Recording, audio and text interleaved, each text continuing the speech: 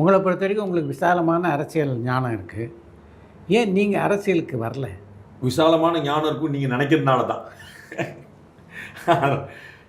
நான் ஏற்கனவே சொன்னதான், இப்போ தான் சொன்னேன். ஐஏஎஸ் பயிற்சி அகாடமி நான் நடத்தலாம், ஆனால் நான் ஐஏஎஸ் ஆகிற கேள்வி பொறுத்தவர். அப்போ நான் வாத்தியாராக இருக்கிறவன் ஐஏஎஸ் உருவாக்க முடியும், ஆனால் நான் ஐஏஎஸ் இருக்கிறது வேறு ஸ்கில், அது வேறு ஸ்கில். இப்போ அரசியலுக்கு சாணக்கியர் ஏன் வந்து சத்திரியராக மாறலை? ஒரு ஒரு ஒரு மௌரிய சாம்ராஜ்யத்தை உருவாக்கின சாணக்கியர் பாடலிபுத்திரத்தில் பாட்னால பீகாரில் ஒரு சாம்ராஜ்யத்தை உருவாக்கினார். ஏதோ ஒரு மந்திரியை ஒரு அமைச்சர் உருவாக்கல, ஒரு சாம்ராஜ்யத்தை உருவாக்கினாங்க. அவர் ஏன் ஆள?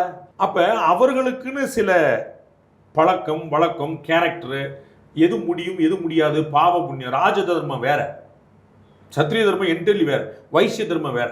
இது ஒன்று வேற வேற. அப்போ வந்து யாரால எது முடியும்னு ஒரு கணக்கு.